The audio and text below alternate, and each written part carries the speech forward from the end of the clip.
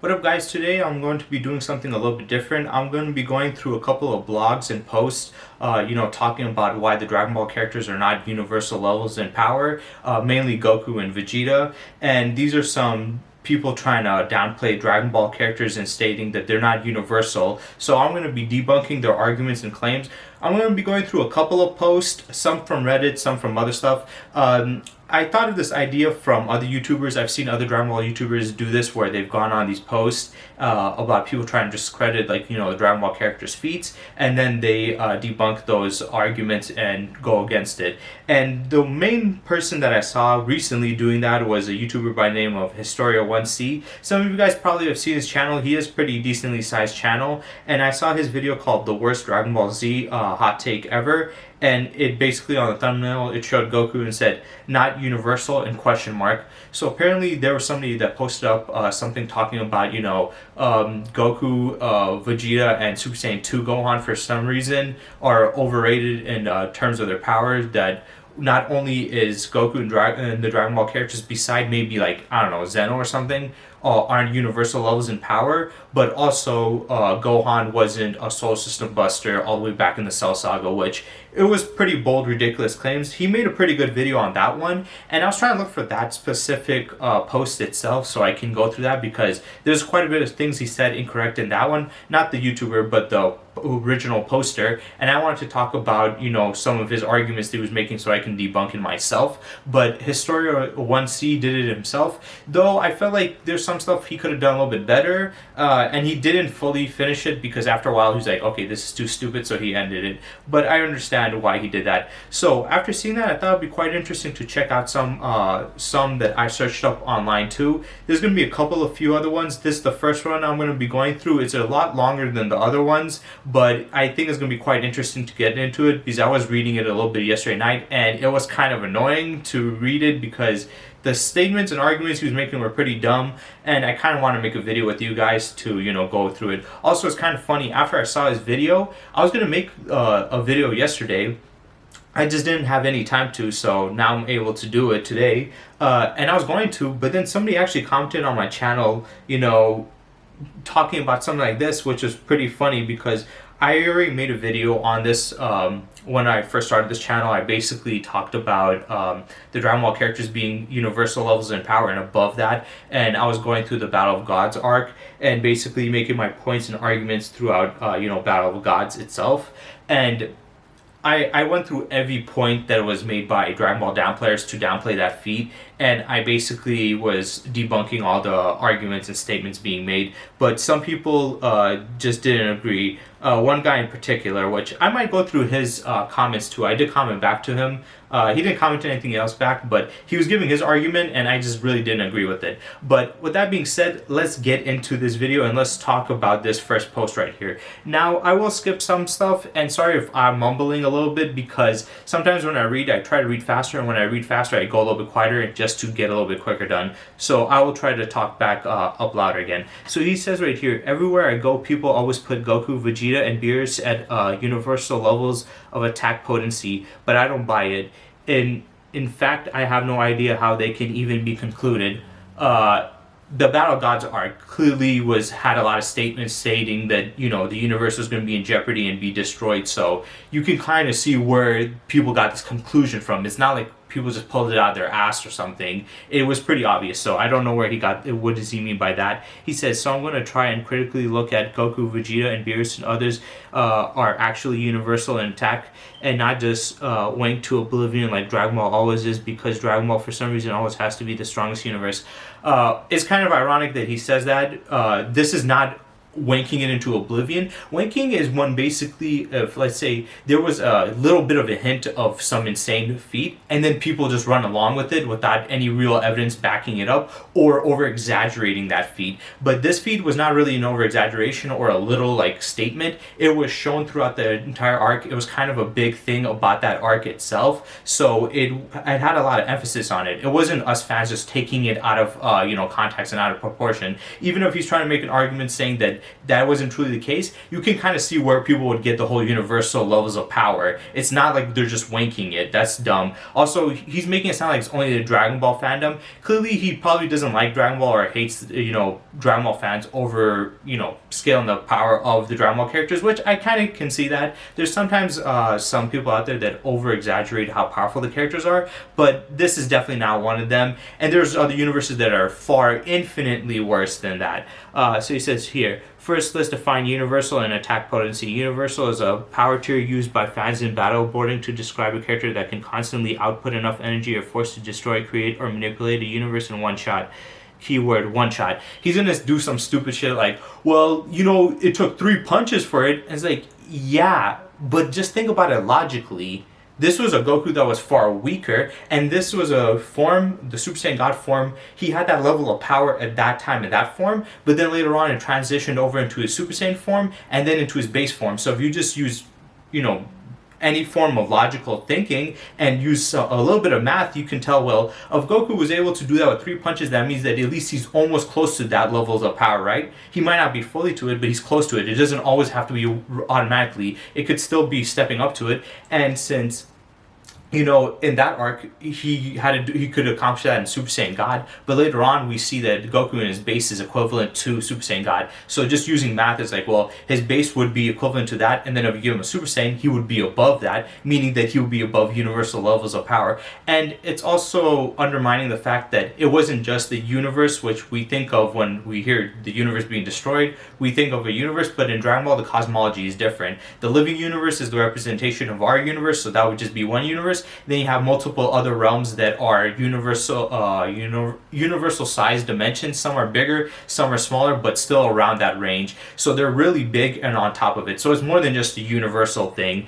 And like I said, he's going to probably use this saying, well, he didn't one-shot it, but it's like, yes, but just because the feat doesn't show that he one-shot it doesn't mean later on he can't get stronger. We know as, these shonen anime, the way they work is as the story progresses, the characters get stronger and stronger. So if he was able to, let's say, destroy the universe within 3 punches, then later on as he gets stronger, he would be able to do it in 1 punch and even beyond that. So I don't know why he's surprised, because Goku and the rest of the Dragon Ball characters get, infinitely more powerful throughout the story as it progressed throughout Dragon Ball Super. So he says after here, there are many other tiers of battle boards used, such as planetary, stellar, solar system level, galactic, multi-universal, multiversal, and etc. The same definition applies. If a character are consistently doing either one of the 3 universe, that is, they can create or destroy or manipulate, when the character is safely universal. If a character can consistently do 2 out of the 3, then they are certainly universal. If a character can consistently do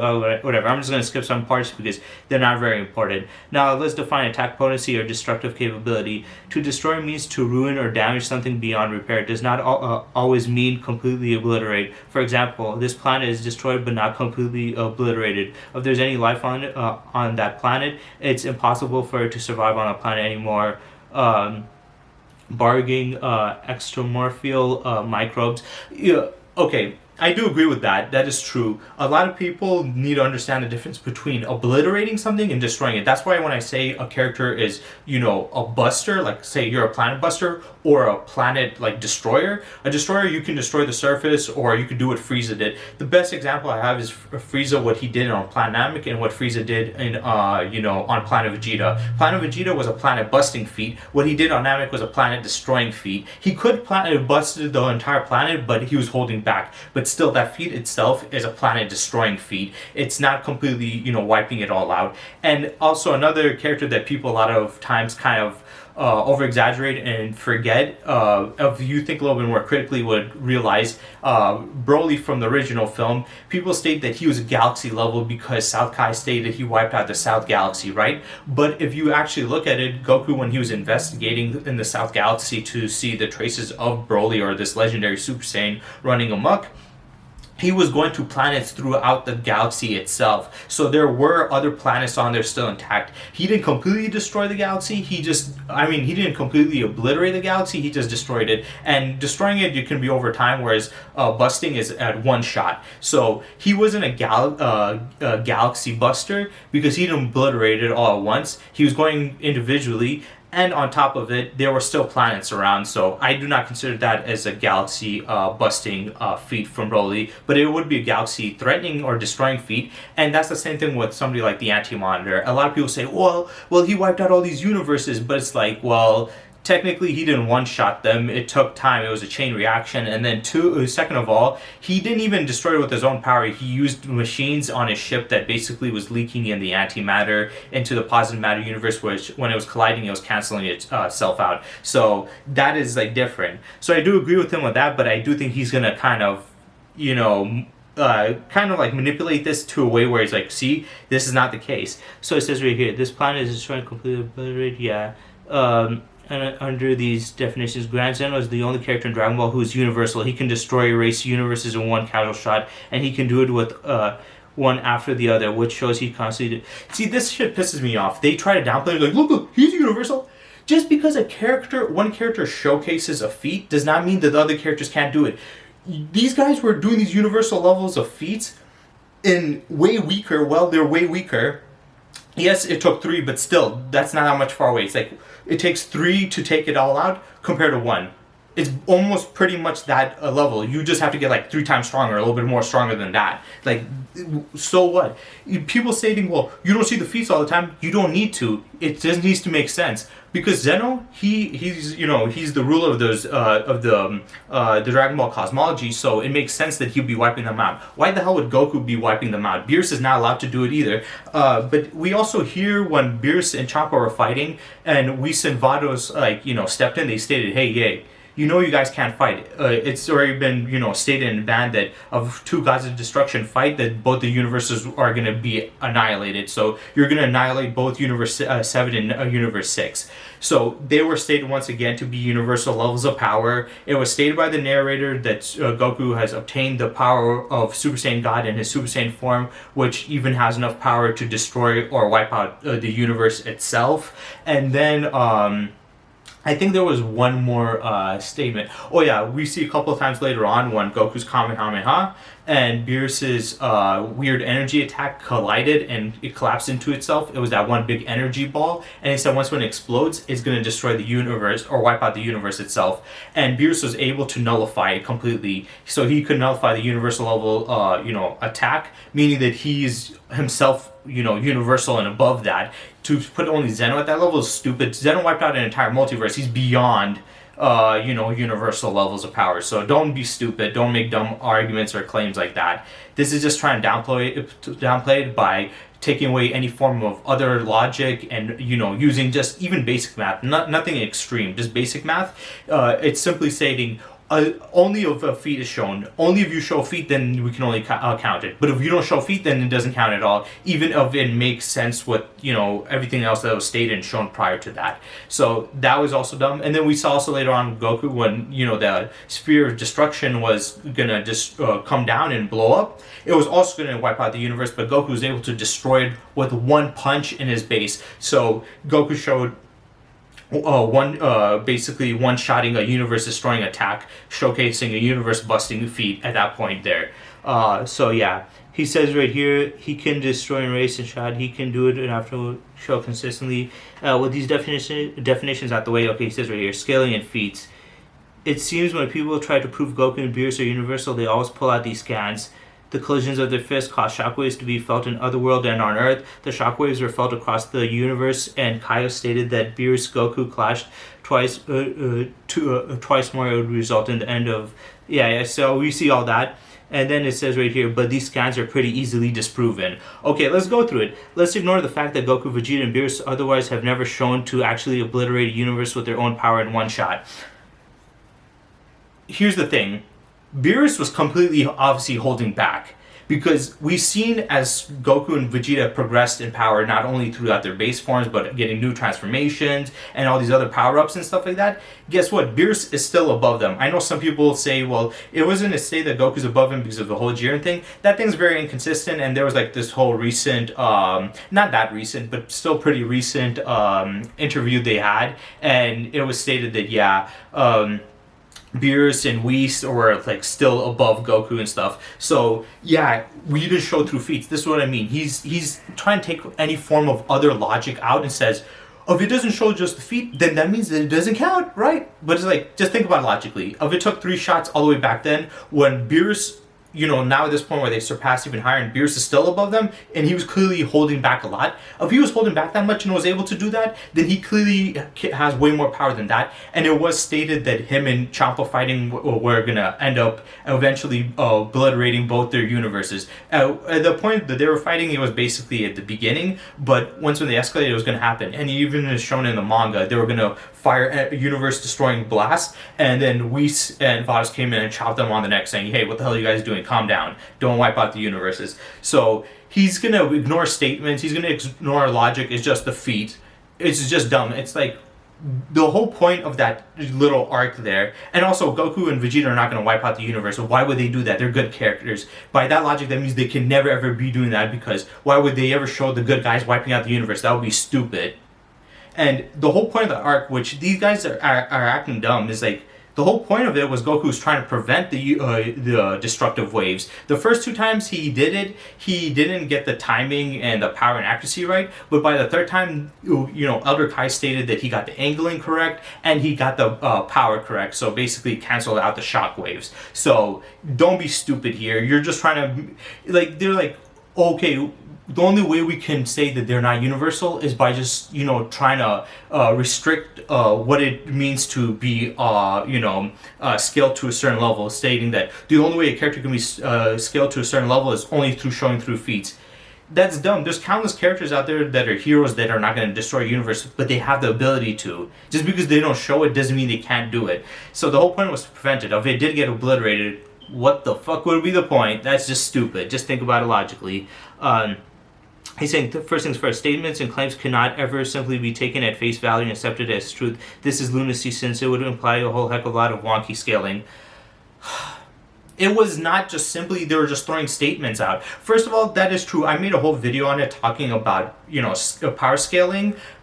Statements versus feats, and how there's a lot of people that state that feats are only matter, statements don't count at all. And then there's other people that are saying statements and feats are equivalent in usability when it comes to these debates. And my argument was, I don't agree with the whole feats count only and statements don't, because that's dumb. But I do think that feats have a higher standing than statements, but feats can also be contradicted because there's a lot of outliers and a lot of times there's an inconsistency with feats in general. So it's not like a feat is 100% going to always be definitive anyway, unless if it's very consistently shown, then that would be proving the point. But a statement works if it pairs up with a feat that is shown, that has some backing to it, or if it's coming from a credible source, either within the story itself, like from a character that is very knowledgeable, or from the writer themselves.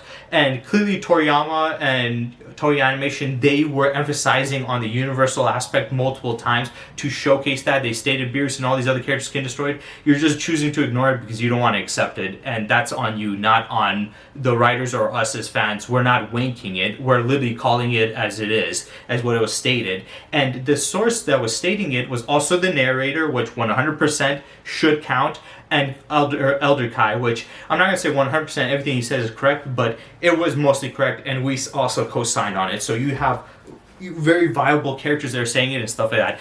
You're just taking away any context and saying, statements don't count, you need this. But there was literally stuff backing it up. So that's just dumb to say. He's basically trying to say it doesn't count at all. And he's like, yeah, just face value. We're not just taking it at face value.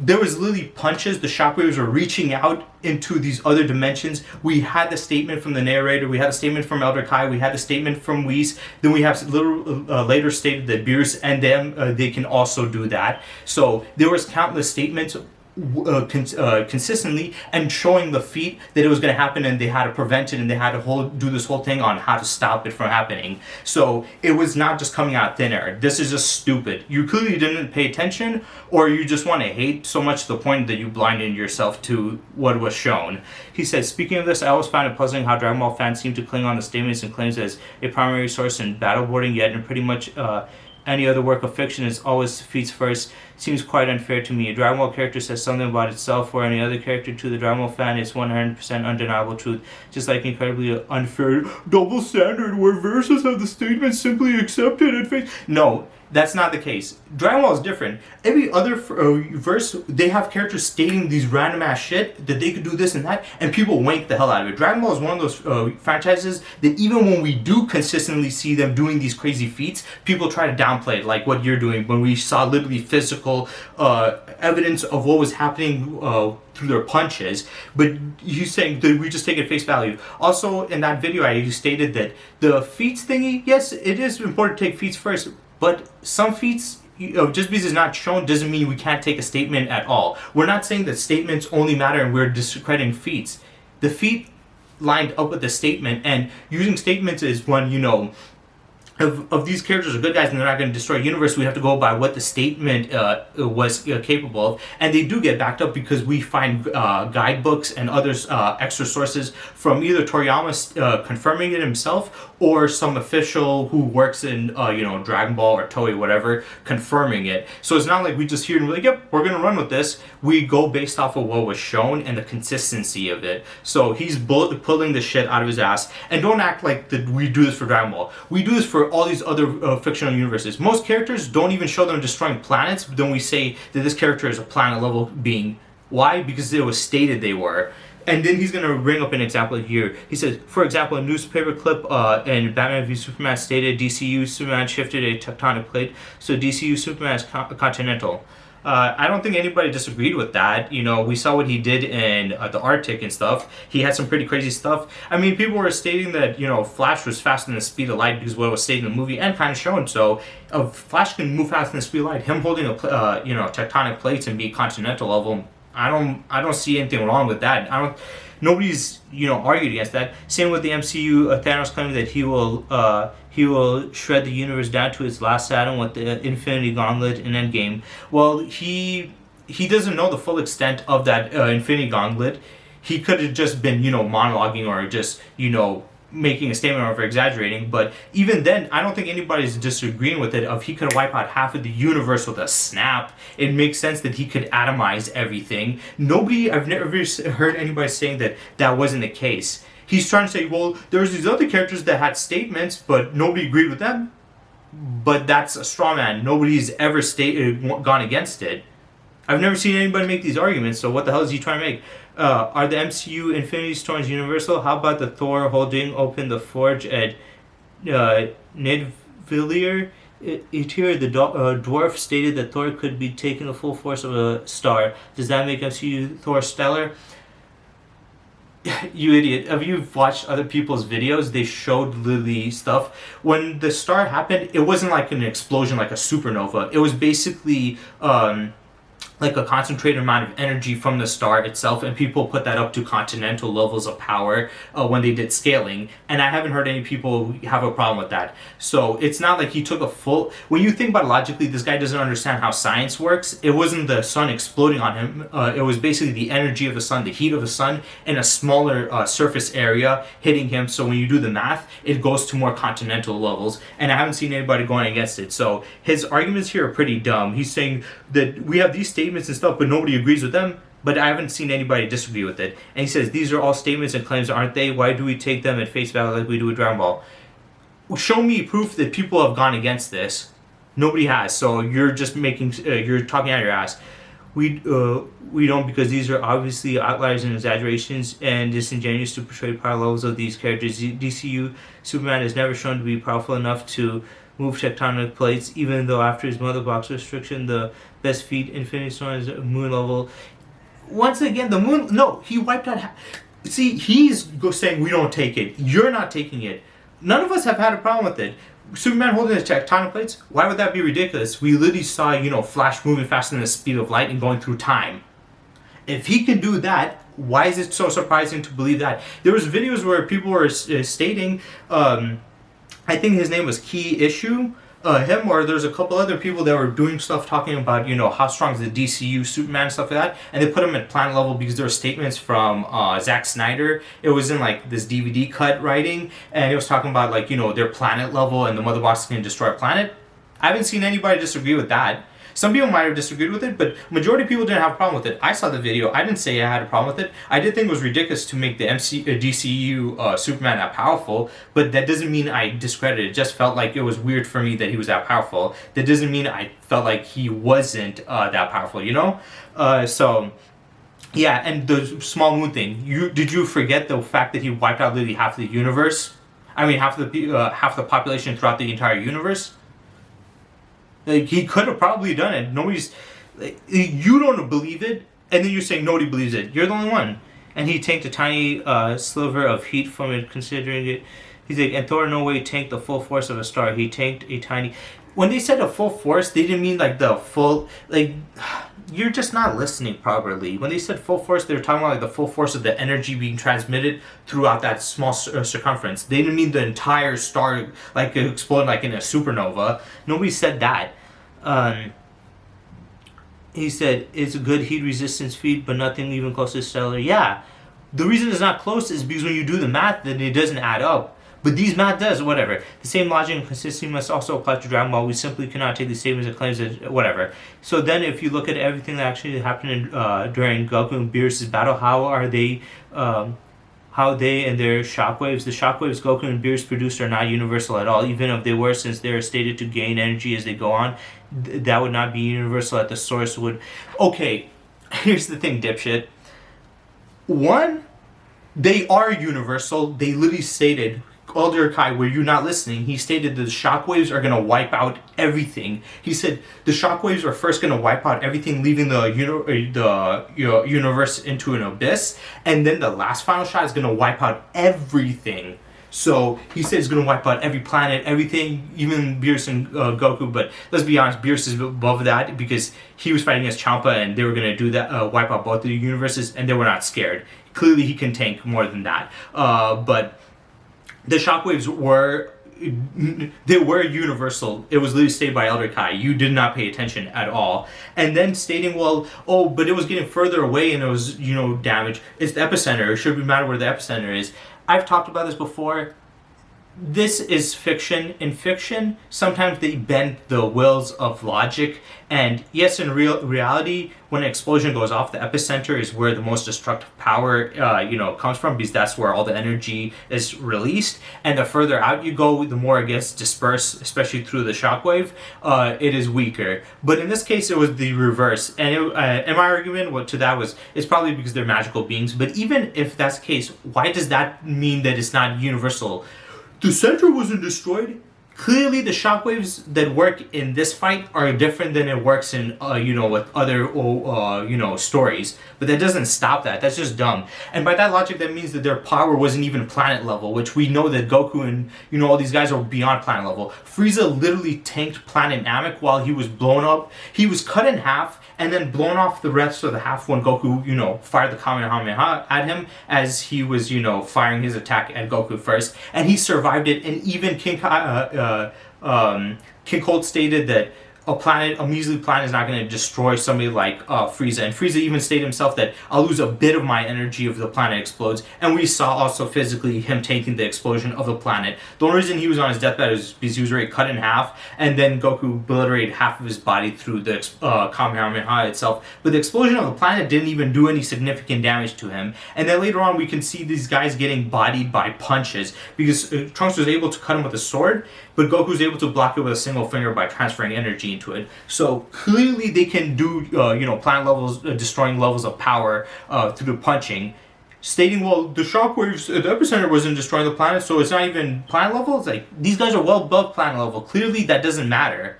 That's just a dumb argument, but let's just keep on going. So yeah, let's get back into reading it, and I'm going to go back a little bit. It says, the shockwaves Beerus and Goku produced are not universal at all. Even if they were, since they were stated to gain energy as they go on, they would not be universal at the source, and therefore not have been caused by Goku or Beerus' striking strength. What the fuck was it caused by then? The shockwaves in Goku and Beerus' striking are below planet level at the epicenter, since the shockwaves failed to destroy Earth, which was point blank in range. The waves were only shown destroying distant planets and asteroids as they went on. They were never shown passing by the stars, and the stars completely unharmed. The star solar flares are neutralized, but they're literally start back up right after, and the waves have passed. Even the Kaioken planet, which is further away from the clash, and therefore the waves would be the strongest, is also completely fine. That means the waves that they're furthest from Goku, and it's not the shockwaves itself that was the main thing. The shockwaves would obliterate the stuff in it, but the final clash itself, it's basically, think of it this way: when you mess with the fabrics of reality, it doesn't just tear apart reality together. The more a character messes with the fabric of reality, the more it gets strained, and then the next time they do it, it will just completely come apart altogether. So that's what's happening with the shockwaves. The shockwaves is basically weakening the foundation of the Dragon Ball cosmology, and as the final one came in, it would basically tear it all asunder and basically destroy it all. So that's what happened. Also, him stating that if it gets further away from the epicenter only matters. If it doesn't destroy from the epicenter, it's like, yeah, obviously the whole point was, and the reason why I think they designed the shockwaves to be more destructive outwardly instead of inwardly, which that's the opposite of how it works. Like I stated, this is magical. It doesn't really matter. That doesn't stop it from destroying it. The shockwaves itself wasn't the problem. It was the three punches colliding that was going to be the problem. And then even past that, when they had the energy attacks, those energy attacks alone was going to do it, and it was able to be stopped. So that would just prove his argument anyway. But stating that it's not in the epicenter does not disprove it. The planet wasn't even destroyed. So you're saying it's not their attacks, even though at high level was not even planet level, even though, like I stated, Goku and these characters are beyond planet level at this point. Now you're just being extra retarded. There's no way in hell you're going to try to tell us that at this point these guys, especially at this levels of power, are not even planet level. You're saying there's no planet level because it's not the epicenter. You know why? Think of it narrative-wise. Don't be stupid. Why wouldn't they do that where the planet getting destroyed? It's simple. One, Goku, since he's, a Saiyan, he cannot breathe in outer space. So he would have to be close by Earth itself, being above its atmosphere, right? So they would need the battle there. But with the punches colliding, of the destructive force was like how it normally was, how it normally an explosion would be where the most destructive power comes from the epicenter, that would mean the entire Earth would have been destroyed. Thus, it would have killed everybody that he was trying to protect, which would have ruined the whole point. And then two, it would have basically, even if Goku doesn't care if the people die for whatever reason, he would die due to the suffocation in outer space since he wouldn't have his Earth's atmosphere to survive on. So that's why they did that, because the far out planets and asteroids getting obliterated don't matter. It doesn't matter if they get destroyed, because in the end of the day, it's not, a problem for Goku and stuff. He can still breathe, and the people that he's trying to protect are still going to survive. It was chosen to be done this way narratively because they have to have it on Earth, and two, they want to make it a big threat, but they don't want to put the Earth getting destroyed because then that will ruin the whole point. So they wrote it around this way. I will say it is confusing, but that does not mean that it's not universal. That's just a dumb argument. That's why the Earth wasn't destroyed. It wasn't because the power wasn't enough. It was simply because that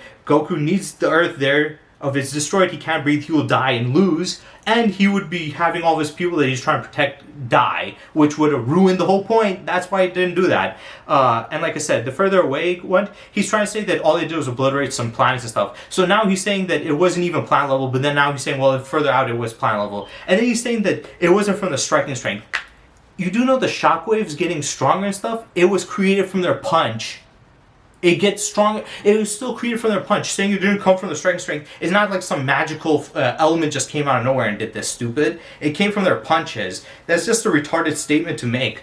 And then, like I said, the destroying stuff. The star thing, it doesn't matter. It was stated anyway that everything was going to be obliterated by the final one anyway. So it doesn't matter if the stars were destroyed. These people are so annoying because they're the type of people, like I said, that 100% need to show it physically, everything. They need the writers to carry you by their hand. And it's like, how are you going to write a story where, let's say you have characters that are going to have a universe level destroying power. How are you going to have a story where they can keep on destroying the universe? If the only way for you to believe that they have universal levels of power destroying is to just show them destroying it, then it's like, how are you going to write a consistent story? Just think about it logically. Think about it just like, oh my god, it's just like, are you an idiot? Do you not know how writing works? And then he says the Kaioken planet was fine. See, the shockwaves got stronger and it went out and it didn't damage it.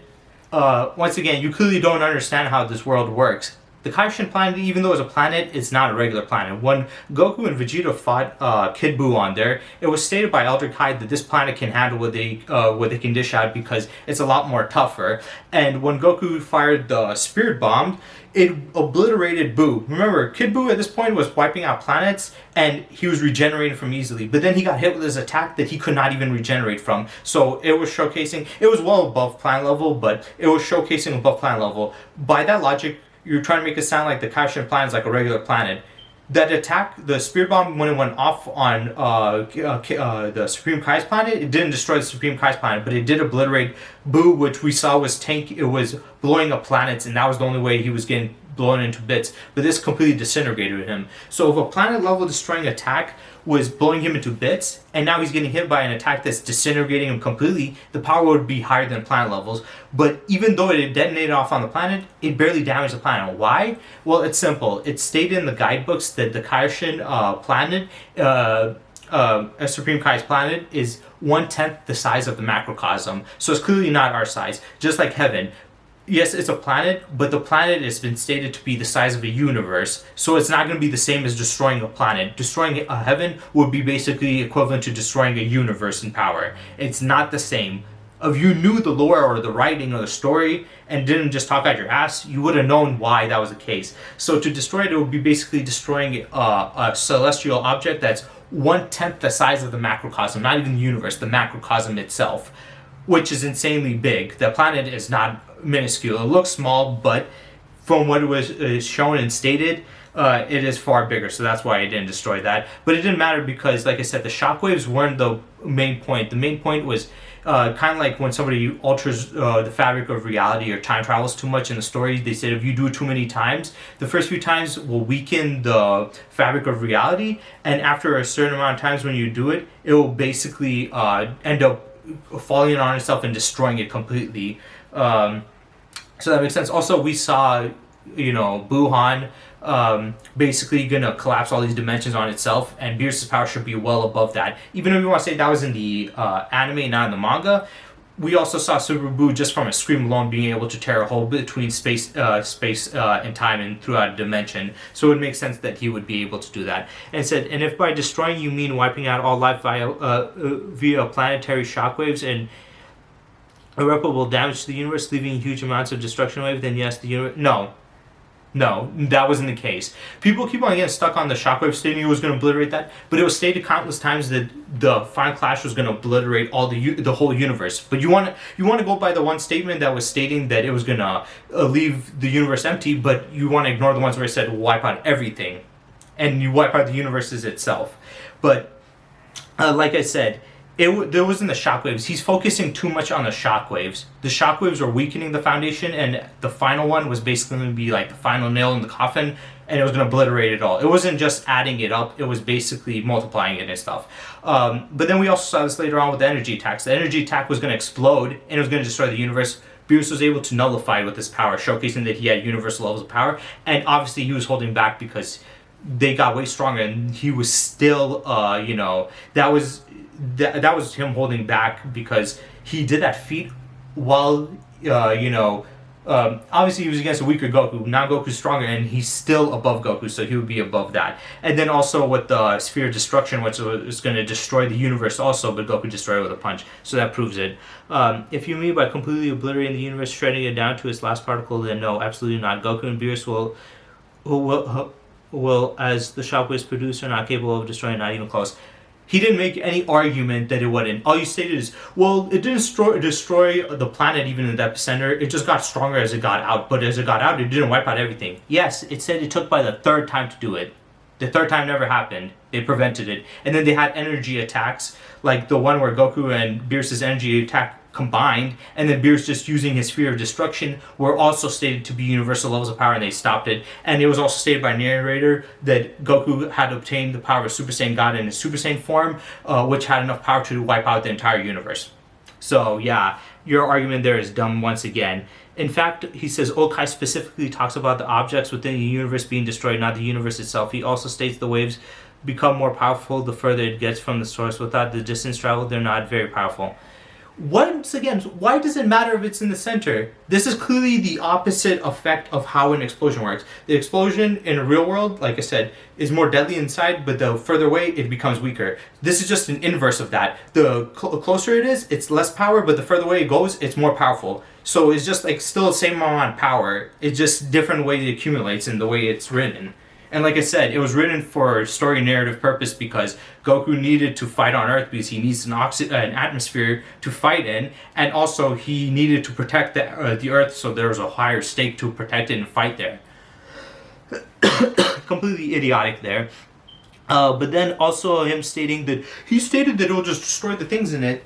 Yeah, remember, at this point, Elder Kai was kind of confused because when he was asking, Supreme Kai was asking him, like, how many is it? 2 or 3? He's like, oh, I don't know. He just knew that the universe was going to be destroyed, and there's countless other statements by Whis, by Elder Kai, and by the narrator that stating that it was going to obliterate the entire universe. Not just, make it an empty void, but wipe everything out. So you're going to go by the one statement, but all other statements where you said consistency, you're going to ignore that. You clearly don't know how statements work. You're clearly ignoring it. So yeah, the Elder Kai, he said this one thing, but when he said these other things multiple times, I did not take that seriously and I just ignored it because it doesn't count. And like I said, the epicenter, so what does that mean? He says, now this is speculation territory, but this is the best explanation I could come up with. From waves from gaining energy as they go along, sometimes must be transferring the energy to them. Obviously, Goku and Beerus aren't the ones transferring the energy to the waves all the way. Oh my gosh, all the way distant. So that's not... These waves are not getting amplified by somebody. Though, like I said, the punch itself was generating the energy, the shockwaves. Nothing else did it. So obviously it had to come from them. You're just making some bullshit headcanon because you can't accept the fact. And like I said, it was weirdly written, but just because it doesn't scientifically make sense that an energy shockwave would get stronger as it goes out, does not mean that it's not universal levels in power. That's just a dumb statement to make. And he says right here, distant solar system, this means whatever energy has been, they were far away from that epicenter. It's not because of Goku Beerus. They must have been collecting additional energy somehow. Yeah, how? No, explain it to me. How did it randomly come in? Or maybe it was just the power that it was going from was generating it more. Like, the fuck? Somehow, probably key energy akin to Spirit Bomb. Therefore, godly key waves gain key energy as they move through space. Oh my god. Like a Spirit Bomb, this course means Goku and Beerus are generating universal levels powers in the least, since the waves become stronger the further away they get. Once again, he's focusing so much on the shockwaves. The shockwaves are not the point. It's basically like a ripple effect. If you see two black... I think recently, not too recently, but a few years ago, there was a collision of two black holes. And it was basically affecting the fabric of space itself. And as it was affecting the fabric of space itself, it was basically going out and, affecting everything around it. That's the same thing here, but like I said, just different, a little bit done differently. It says, this of course means Beerus generate at least that level of stronger source. In conclusion, planet level shockwaves that are gaining energy. Yes, we've seen these guys doing planet level feats way before this. We see Frieza casually blowing up Planet Vegeta, which is beyond a regular planet. It's large planet level. All the way back then. And then, with the calculations of his multipliers, he was small star level calculated. And this is, this is a common thing that everybody agrees upon, except for this guy. It was that total, right? But now he's saying that these guys are way more powerful and they're only planet level. It's only planet level. Yeah, clearly you're not being biased. You're being so biased that you're trying to turn this from universal level to planet level. Anybody that takes you seriously is an idiot. You clearly hate Dragon Ball at this point if you're downplaying it to that, extent. It's just ridiculous. It says shockwaves and they move out outward, serious threat to the universe, and it begins to inhabit it. Planet level waves should most certainly decimate the universe. The waves themselves weren't universal. The waves weren't the point. The waves weren't the fucking point. They had energy attacks. Like when they did the energy attack hitting, they were sending out shockwaves still. The shockwaves, nobody cared about it at that point. It was the explosion of the attack itself. Once the attack went off, they said the entire universe was going to be wiped out.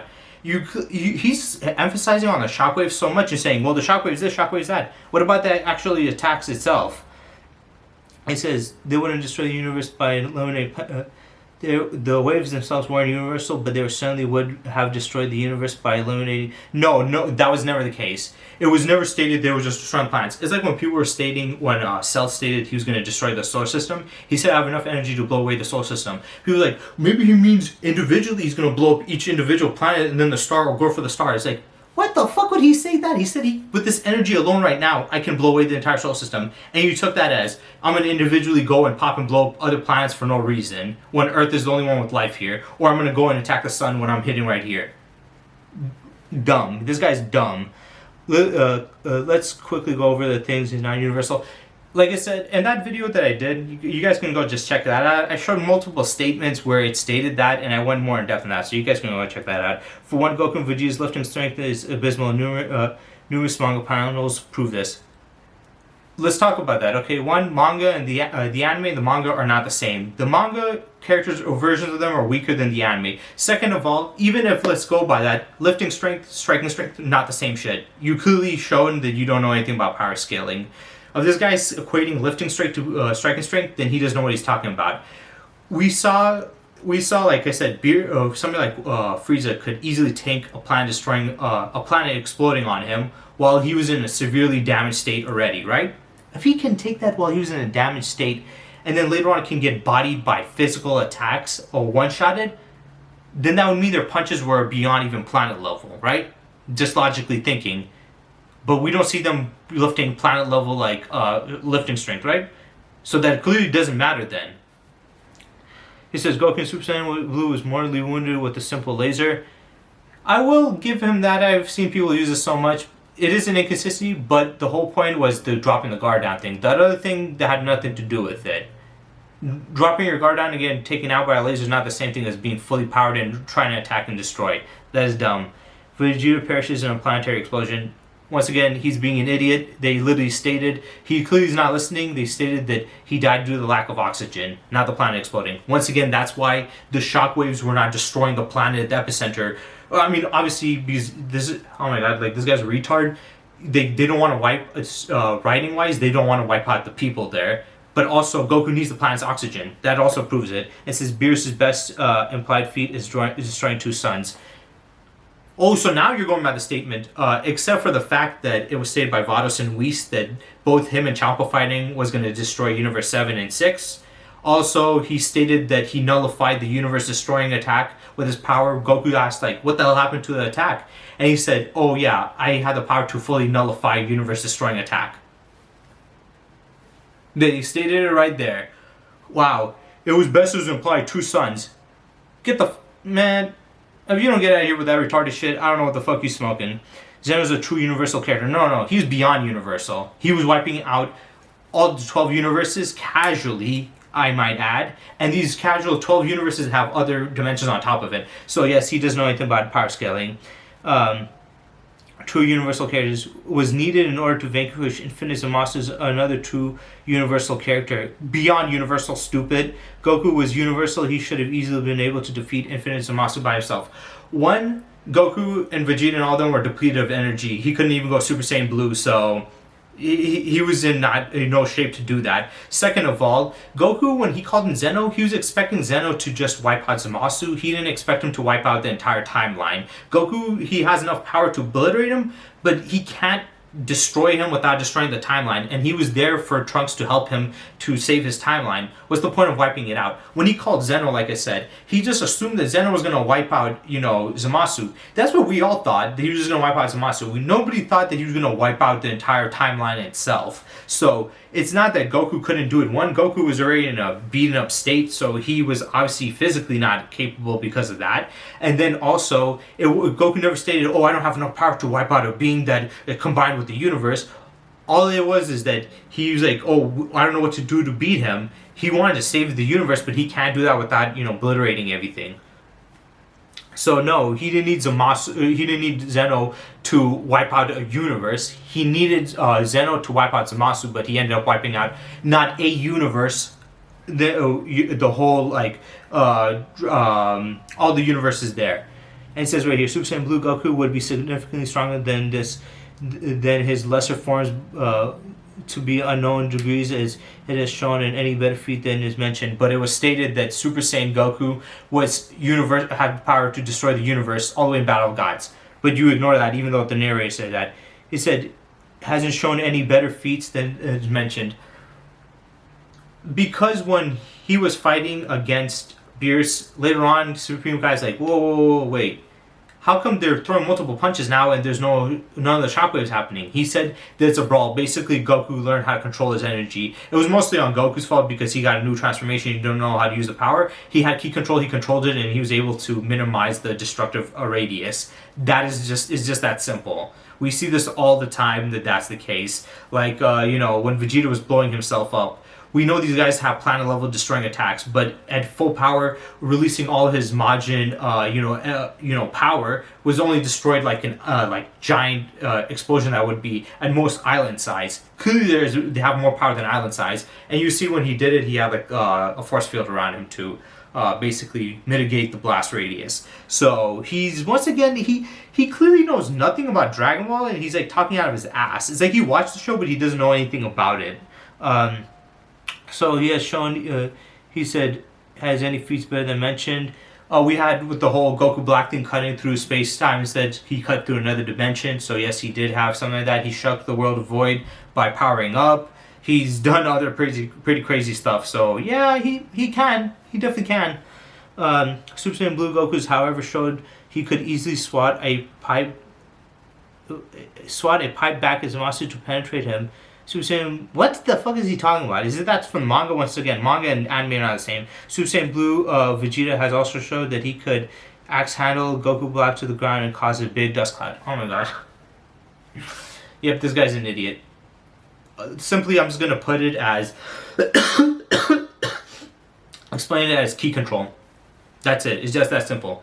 We see Frieza throwing out planet destroying attacks, but as he was firing his most powerful attacks at Goku, they weren't destroying the planet. Why? Because he was controlling the energy. He's like, because if you think about it, even if we put it to the lowest, they would at least be, island level. We saw Cell destroying islands. But then later on, we see Kid Buu firing energy blasts, and it wasn't destroying islands. The best one I can show is like Kid Buu when he was fighting against Goku. First, when he first transformed, he fired off a ki blast, and Vegeta had to blow it away because he stated if that hit the Earth, it would have blew up the Earth. So a basic ki blast from Kid Buu alone is planet level, right? But then later on, when he's firing those countless ki blasts at Goku, they're not creating explosions that are the size of planet level, size of planets, obviously, because these guys can fire multiple, attacks. Of every attack they fired off, set off an explosion the size of a fucking planet or a solar system. It'll be very hard to illustrate, and it'll be very hard to see, and it'll be really weird. It wouldn't make much sense. So they have to scale it down to make it more reasonable. There's another character like the Beyonder. He stated he has powers to wipe out multiple dimensions. There was like a fight he had against Molecule Man, and he fired an attack. He said that it had enough power to wipe out billions of dimensions. It didn't show the destructive, radius wasn't massive. It didn't destroy even the room itself, but it was stated by him to have enough power to destroy several billion dimensions. That doesn't mean that it wasn't true. It just means that what was shown physically wasn't on that level, because how are you going to illustrate the power of 7 billion dimensions being destroyed by just showing the mass scope of the size of the blast itself? This guy's like, people like him should never power scale. They clearly don't know what they're doing. Just stick to enjoying the story, because you don't know what you're talking about. And it's like, okay, if you don't know enough about power scaling, that's fine. The only thing I don't like is when people don't know what they're talking about and then are confident and then telling other people that they're talking out their ass or wanking. Is like, you can't say people are wanking these characters' feats or abilities and then not know how power scaling works. The most they did was create a dust cloud. Yes, we've seen them countless times destroy other bigger things than that. They have to minimize it every time. If we're just seeing explosions that are the size of planets and celestial objects, it's going to look ridiculous. And like I said, Molecule Man fired an attack that was stated by the Beyonder to be able to wipe out several billion dimensions. And guess what? That does not mean it wasn't. I agree that it was. I can see that it is, that level of power. It's just that the showing of the explosion itself wasn't that size, but it makes sense. It's just logical. And it says right here, Super Saiyan Blue Goku could catch Super Saiyan Berserk Kale's punch and block multiple punches from her as shown in Growth and Power until she overcame his guard with a punch. Then Kill grew in power even more. She was, however, strong enough to manhandle Golden Frieza before Goku showed up. Still, after overpowering Super Saiyan Blue, Goku grew in power. Super Saiyan Kill will still grow in power to the point that she could kick a giant Anilaza in the anime back, and later was still growing more powerful until she could lift and toss Megiddo 1,000 plus tons with one hand, which is something we pointed out that Vegeta can't do in Super Saiyan. Like I said, I never stated that Super and the manga and the anime don't have inconsistencies, but also lifting strength and striking strength are not the same. That doesn't mean shit. Unless you're saying that Vegeta's punch doesn't even have the force of 1,000 tons. It's weaker than 1,000 tons. Now you're just highly lowballing it. There's no wanking. You're literally just downplaying. Also, him explaining all that shit that she did, I don't know how that would stop that. Beerus has also casually deflected Super Saiyan 3 Goku's punch and caused him to punch through King Kai's small planet. No, King Kai's planet does have 10 times Earth's gravity though, and is also seemed to damage Goku's arm. Okay. In his Super Saiyan God form, Goku's punch to Beerus causes a shockwave in the shockwave of an entire cruise ship. Okay. What is his points here? So Super Saiyan God and Goku, Beerus' punches are clashes showcase to create shockwaves that seem to shake the earth but not damage or destroy in the least. The shockwaves also make it to the Kaishin planet, like you said, and was unaffected. Like I said, the reason why it didn't destroy the earth was the whole point of that part was Beerus was trying to destroy the earth, Goku's trying to protect it. It's just that simple. It's like, yeah, that's why they didn't do it, because that would ruin the story. And like you said, Vegeta died by a planet. He didn't die by the planet exploding. He died because there was lack of oxygen. If the planet did get destroyed, Goku would have died literally just by the lack of oxygen. And then him stating that the Kaishin planet was unaffected. Like I stated, it's far larger than ours. It was stated to be 1/10 the size of the macrocosm itself. So it's clearly not the size of a regular planet. And even when he fired, the spirit bomb that completely obliterated Kid Buu, the same being that was destroying a planet and tanking the planet, destroying attack, it was regenerating from it. He took an attack that he could not regenerate from, which would be above that. It exploded and the planet wasn't affected either. So clearly it's way above a regular planet size. So that one doesn't count either. So now let's go to his common statements and rebuttals and then the final conclusion. This one was very long. He did state that. I was planning on, guys, doing multiple other ones, but since this one's kind of long already, I'm just going to finish this one. I'm going to wrap this one up, finish it, and then the next video I'm going to drop out within a couple of minutes or a couple of hours. I'm going to go through all the other ones, because the other ones I saw were shorter and I can go through them more. So it says right here, Goku is multiversal / fourth dimensional because he shook the world of void. No, that's not how it works. It's in the name. The world of void is nothing, literally nothing. It's vast, empty void of nothing, which is the entire reason why the Grand Prix chose it as a tournament. If you shake nothing, even infinite amount of... There's nothing in it. It's still an infinite dimension. You're shaking an infinite dimension. Once again, like I said, this guy clearly sucks at power scaling. He does not understand... He doesn't even understand words. He can't read. It's funny because people say that Dragon Ball fans can't read. People who downplay Dragon Ball also apparently can't read. When we're saying shook the world of void, we're not saying shook the objects and stuff inside the world of void, because there's nothing in there. It's an empty void. You shook the entire dimension. It doesn't need to have stuff in it to shake in a dimension to be that. That's stupid. If you shake nothing, it's infinite, whatever. Goku's fourth dimensional because he managed to overcome his time skip and he managed to stalemate Jiren, who was beyond time. And the age-old argument of Goku being trans-dimensional, again, no, that's not how this works. First of all, time travel manipulation is hacks and has nothing to do with energy output or dimensional travel. For example, Guldo is now 4D by any stretch of the imaginations. Second, Goku only managed to outsmart Hit by watching Vegeta's fight with Hit. He stated that he would have lost and had not Vegeta found out him first. Goku used techniques and wits to beat Hit. Besides, if Goku transcended time, couldn't he have been beaten Hit quite easily the first time? As a matter of fact, Goku does not transcend time at all. He is shown to need a time machine to travel through time, and he never freely moves through it at will. And as for Jiren, it's just because Jiren transcends time doesn't mean Goku does, and transcends time in no way makes you have universal attack potency. Like I said, before. Characters who are universal don't destroy the universe with every strike they make because they're exercising ki control. Okay, now that was the second one. So for the first one about the hits time skip thingy, I already talked about this when Surf Bones did his video. That is a straw man. Maybe some people at first maybe made that argument, but most of the fans, the Dragon Ball fans' general consensus was the reason why Goku was able to, overcome Hit's time skip was because he was able to surpass Hit's power itself. Because we know these abilities that these characters use require ki, so they use a ki to use these abilities. And depending on whoever they're fighting against, if they're against an opponent way weaker than them or on their level, their abilities will work. But if the opponent is stronger than them, then that abilities will not have an effect on them, or not to the full extent as they want it to. For example, with Super Buhan, when he turned Vegito into a piece of candy, he was able to still transform him into candy, but he still has he still was cognitive, and he was able to move, and he was able to fight him, basically putting Super Buu in a bad situation, right? So we as fans are not stating that, oh, Goku's beyond time itself because he was able to move through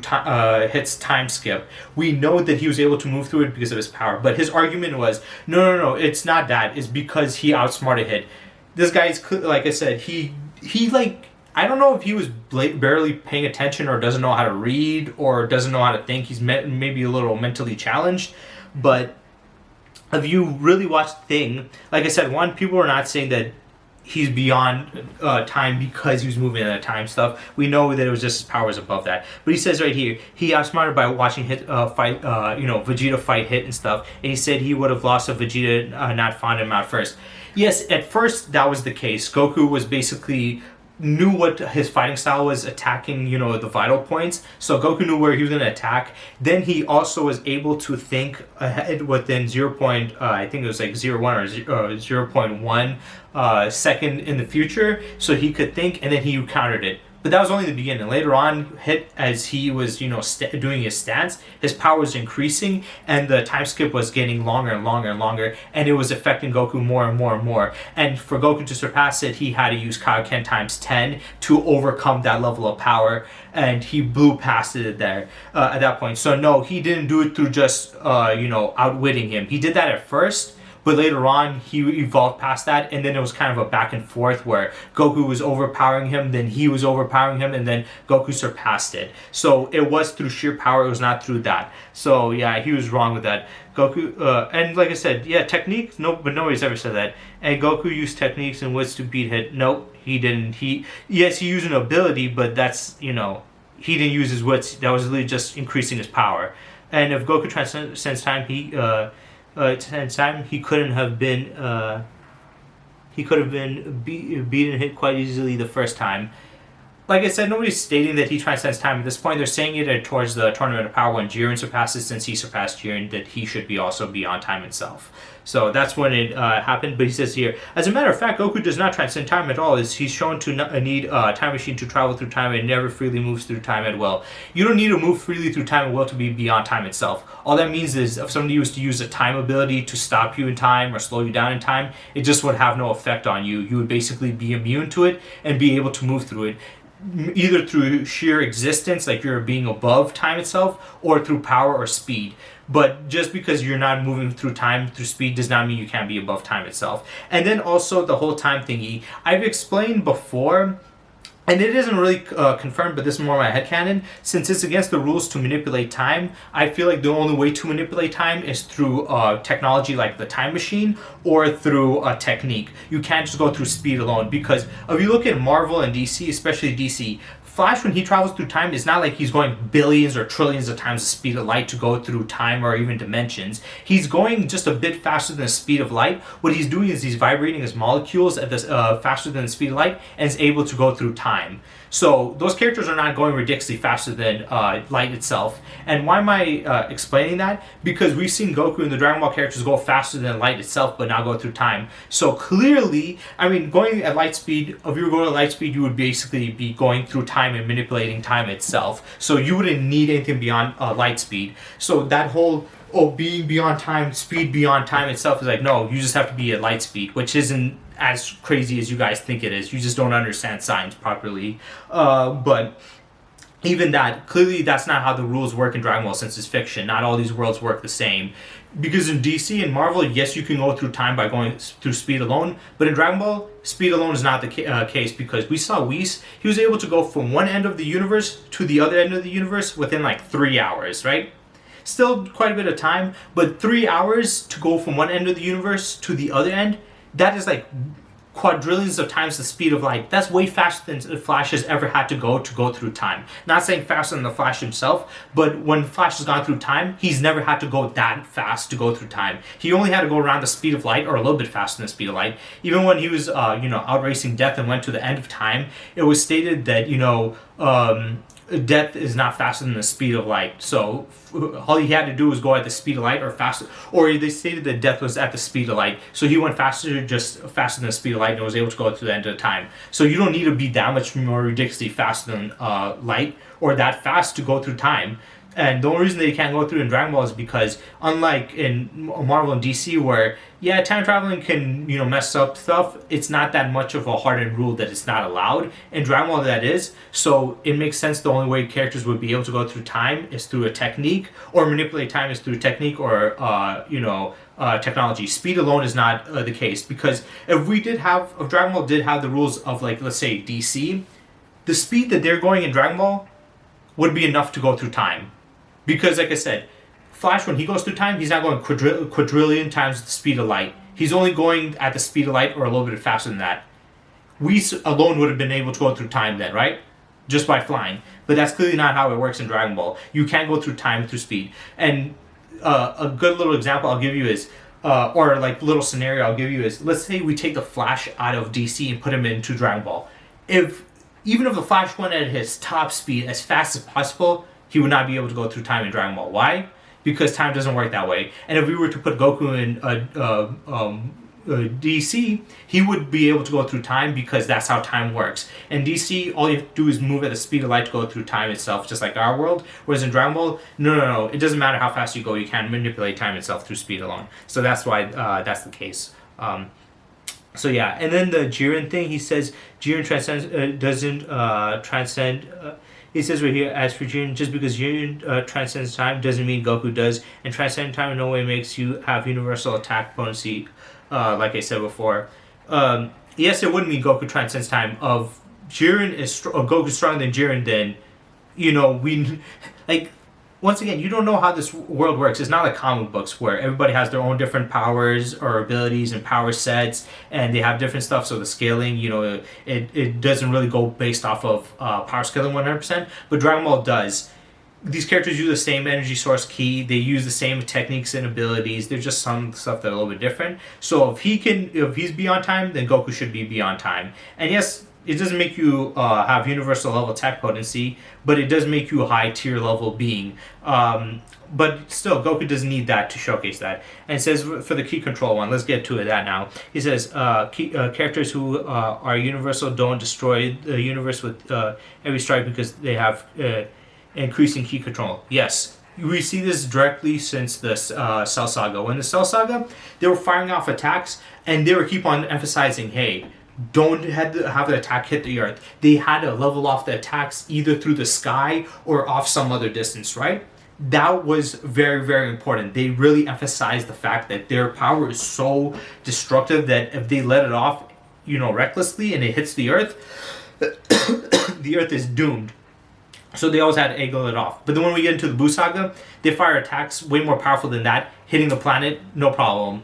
We see, Vegeta firing, Fire and Flash at the Earth. It doesn't really destroy the Earth that much. We see all these other attacks. Even when Vegeta unleashed all of his power in his Majin form, basically every bit of energy he had in his Majin form, which would have way more power than the Kamehamehas that were used in the Cell Saga, it didn't destroy the planet because, like I said, he had an energy barrier around himself to minimize the blast radius. So they do have that, because if that wasn't the case, then the same problems that they had in the Cell Saga would have carried over to the Buu Saga, but they didn't because now they've overcome it. So he says right here, yeah, no, key control my ass. Oh yeah, just because I don't want to accept it because it is an actual logical way to look at it, I'm just gonna say no. Numerous times throughout the history of Dragon Ball, characters who are supposedly planetary, solar system level, galactic, and universal, supposedly planetary, yeah, see his downplay. What do you think they are? Like what, city level? You think they're town level or some bullshit, dude? Come on. And he says, are going out of their way trying to kill each other, yet not so much as a small mountain or a small area of land gets destroyed by the battle. No, there's always a massive amounts of destruction. We see Vegeta destroying a city just by his casual blast. Kid Buu fired off a key blast that was going to destroy the earth, and then later on when he's firing multiple blasts, it isn't.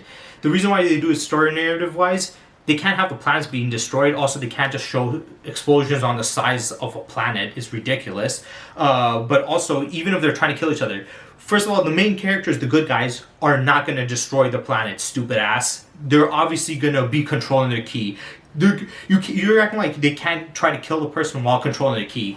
The good guys try to control their ki because they don't want to destroy the planet because they're not evil. And even the evil guys, they don't want to do it because they have reasons. Vegeta, he was fighting as Goku, he just wanted to beat Goku. But then once when he was getting sick and tired, he was going to fire an attack and said he was going to destroy the planet completely. And then Goku had to stop it. Then you had Frieza, he stated that he could destroy it and he was going to lose a bit of energy, but he didn't want to. And even when he did throw the energy attack at the planet itself, he said, I held back too much. I shouldn't have. I didn't expect to hold it back that much. He clearly didn't want to one-shot it either. Then Cell, his whole thing was he was trying to have a fight. He wasn't trying to just blow up the Earth itself. He was basically stating that I'm going to kill you guys first, then I'll destroy the planet. That was the point.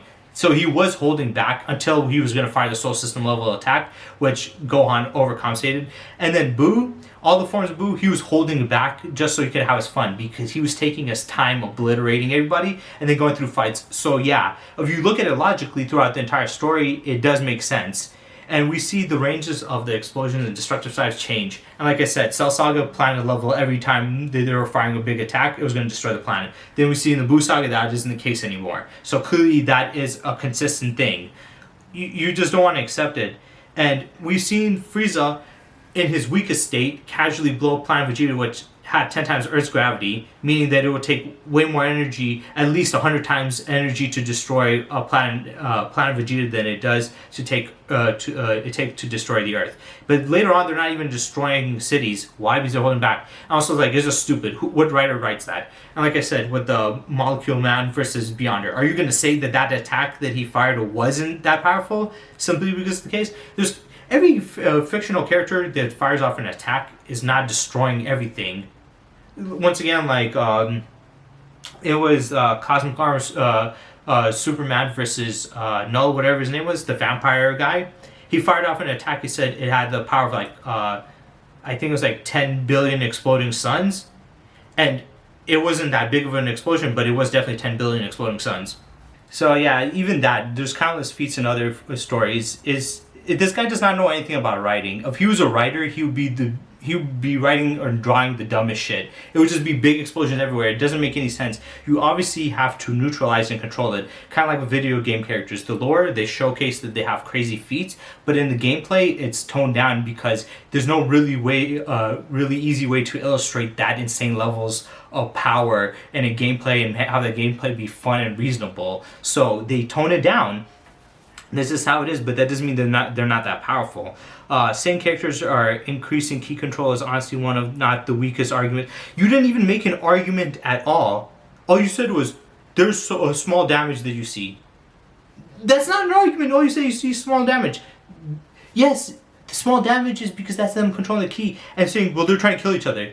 So what? They can try to kill each other while holding back. They're not holding back their power. They're just controlling the power so it doesn't go all out and destroy everything. And also that controlling that power does make their attacks more powerful because we know from what was stated by Raditz, when they condense the energy into a small point, it increases the power even more. So when they do control their energy attacks, one, they're not wasting extra energy. Two, that energy would be dispersed all over the place instead of pointing at a center line. So like if say they're firing an energy blast, if it was planet level, then most of that energy would be the size of a planet missing the target. The target is the size of a human, not a planet. it's a waste to have that blast radius that big. So you minimize it to the size of the person's body, or at least bigger than the person's body to do it. So you adjust it, and you see through Frieza's attacks. Frieza has his death beam. Sometimes his death beam pierces. Sometimes it explodes on impact. Why does it do that? Because he's able to control how it works. He's able to make it just a piercing attack or an explosive attack, or just one that it's like a regular laser where it burns somebody and disintegrates them. So you can read through that. Clearly this guy doesn't know anything about how power scaling works. Based on feats and scaling, no, you didn't do any feats and scaling. Keeping in line with the logic that Beerus is much stronger than Goku, Goku would be at most large star level. Nope. If you look at Frieza, first form casually destroyed planet Vegeta, which would take 100 times the power to destroy like our Earth, so it would be large planet level just from first form Frieza. Then we go to final form and all this stuff. It's been calculated to small star level. So already final form Frieza is small star level. Yet he's putting all the way at this point Goku just to large star level. At the Battle Gods arc in Dragon Ball Super, and he's saying that we're wanking them when he's literally downplaying them. Okay, whatever. Whis claims about his power support as well in the Resurrection of F movie. We're talking about the anime, whatever. Goku marvels at power of Beerus season with casually destroying orbiting planet. Goku claims that he and Vegeta will be dead if he hit them. Whis proceeds to tell him that Beerus once destroyed 2 suns with similar speed. Yeah, here's the thing. One, they were surprised because he was asleep. He casually did it in his sleep. He was passed out. He was literally asleep and like, whoa. He literally just blew up a planet while he was asleep.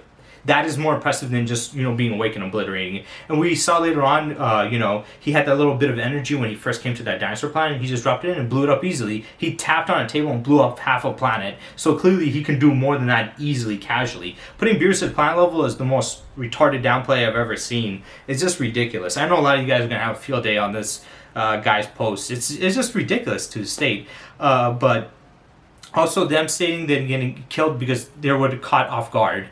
They were training in those heavy suits and they were in their base form, caught off guard. Of Goku getting taken down by a laser, caught off guard, he could definitely get taken down by an energy like that. But also, it doesn't matter just because it destroyed the planet. It has more power than that. And it says, Whis proceeds to tell that Beerus wants to destroy 2 suns with similar sneeze, which have been restored. Goku then asks Whis if he has enough power to create stars, as if creating stars is a very impressive feat. Power. Whis answers no. He's not enough power to create stars. I do not think he never said anything about he does not have the power to create stars first. Second of all, he's like, well, you're acting like it's hard to create stars. You need to understand how these guys' powers work.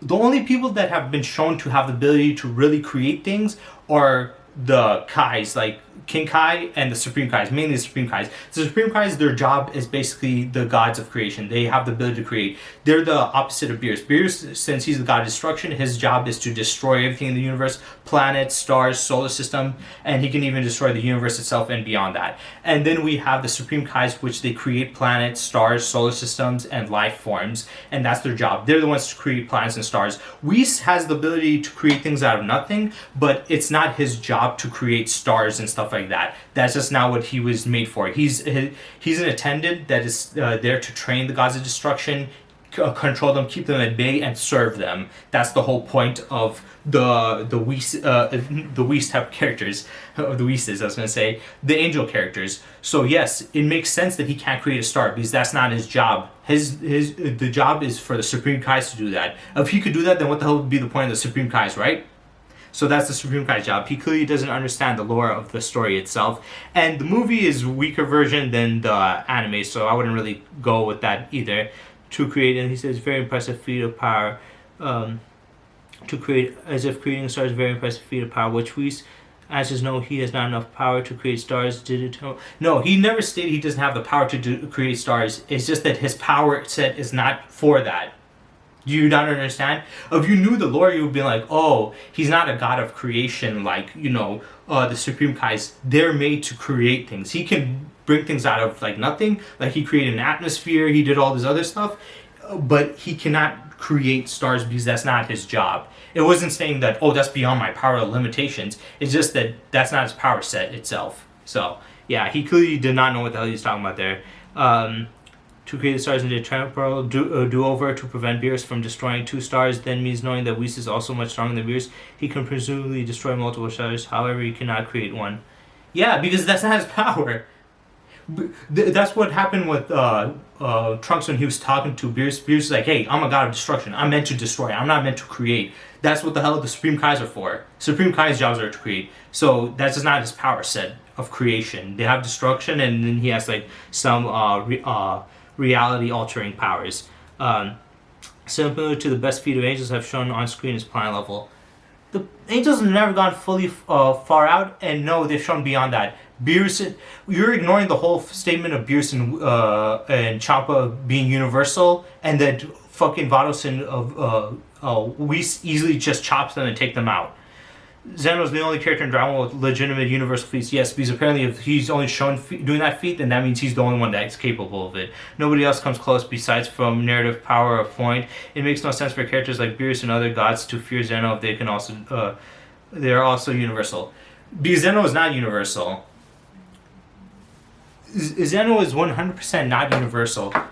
Oh, sorry for that, guys. I'm trying to put the charger back in. It's kind of running low on charge, as you guys can see. But Beerus is he's putting Zeno at max universal level. Did you not see the story? Zamasu merged with the entire timeline. He wiped out the entire timeline. He is beyond universal. Also, just because they're universal does not mean that he can be above that means they're on the same equal footing. You clearly do not understand power scaling and understand that there's levels to this. It's like stating, well, this character can move faster than the speed of light, and this other character can move the speed of light. So why is he surprised by his speed? Is he can move more than just that? Like if a character moves 1,000 times the speed of light compared to a character who moves like 1,000,000 times, they both move faster than the speed of light, but one moves way more faster than the speed of light. They would still be impressive, but it's just levels to it. Just like massively hypersonic, destroying planets. Just because you're able to destroy a small planet doesn't mean you can destroy a large planet. That's why. Why would they be surprised? He's not planet level, a universal level, just universal level, that's why. And they stated that they're universal too. Also, Beerus and other gods fear him. And they could still fear him because Beerus and them, they destroy. Zeno, he wipes out of existence. That's completely different. Yes, Beerus and them have that ability too, but he masters, controls over all of the realities, and he can do that just to a higher extent. That's it. It's higher levels. You clearly don't understand how power scaling works, but let's keep on going. He says, why would they be scared of a being who can wipe out universes if they themselves can do the same thing? Because there's still levels to it. Just because one character is multiversal, have multiversal level of power doesn't mean that they're in the same range. If you know anything about these scalings, whether it's speed, strength, or durability, of a planet level, there's different levels of planets. Small, medium, large. Star, you even put large star level and small star level. Why would you be impressed by a guy who can destroy a star when you can do it too? Because they can destroy a dwarf star, and the other person can destroy literally a supergiant. 2 different levels of power. It's still the same scaling, but to different extents. That's why. They can do so.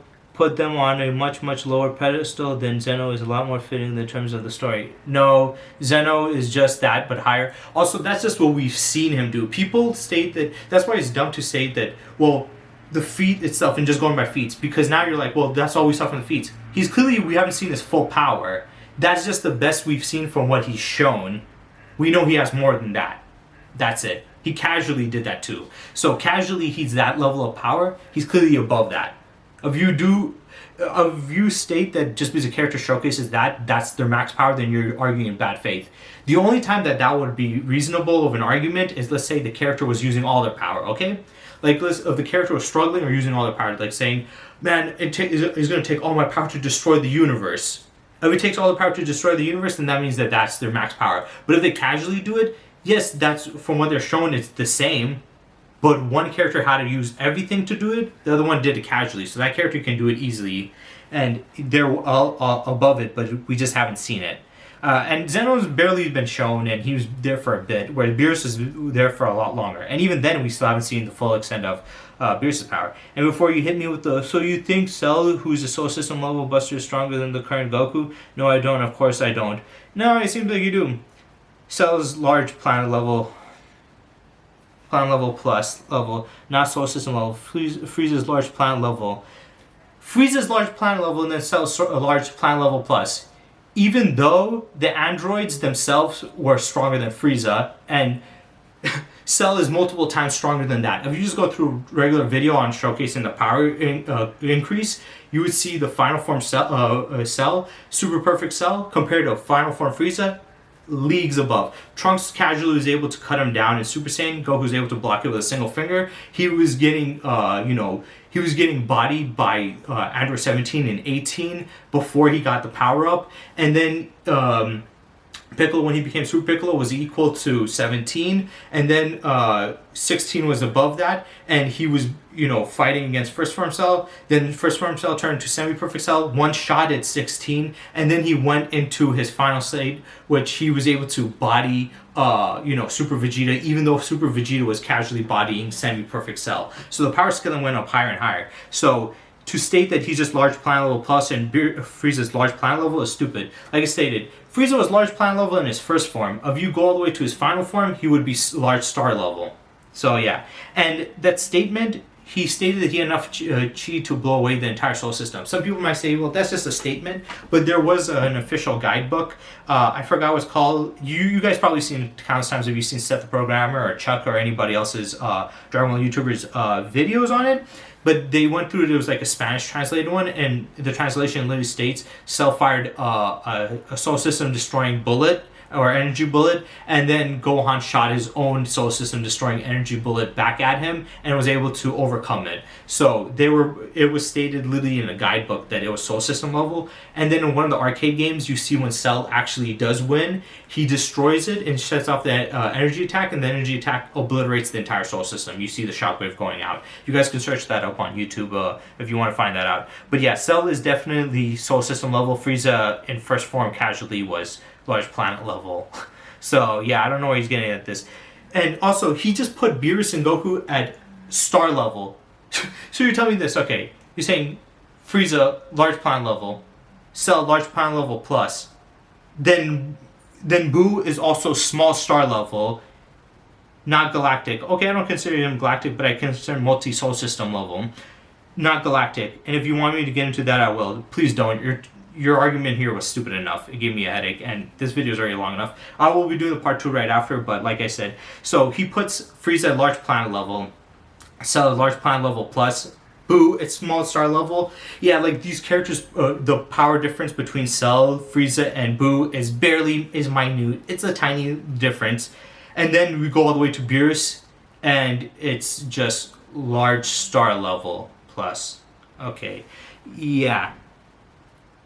Goku and his friends are most likely star level based on scaling through actual feats. No, there's not actual feats. You just ignored everything, made your own shit up, and then went by stuff that you don't know what you're talking about. This was the worst one ever. I hope you guys didn't lose too much of your brain cells, because I was losing my shit just reading this. It's these people, like I said, you don't need to be good at power scaling, but don't get cocky and tell us, oh, you guys are waking this and that, when you don't know what the fuck you're talking about. He's only like planet level. This is and this was posted like 3 years ago, which isn't even that long ago. This is something that you would hear somebody in 2007 or 2010 or 11 stating that these characters are only star level. They're not even planet level. Like I said, Frieza alone is easily large planet level in his first form. When you create it up to the math alone, he's a small star level. So basically, we have this guy's terrible scaling where he puts Boo at small star level, and then we have the real proper scaling where Frieza's first final form in max is small star level. So his one, he puts in the real one, Frieza is small star level, he puts Boo at that level. So meaning that if we were to go by his stats, Frieza would need to be on Boo's level just to be able to do that. Yeah, just dumb. This was all dumb. So yeah, I hope you guys enjoyed. I'll be dropping out the second part. I'll be going through multiple other ones. Hopefully that one will be a little bit faster, and I'll go through the guy's comment that commented towards me, because he hasn't replied. So yeah, I hope you guys enjoyed, and stay tuned for next time.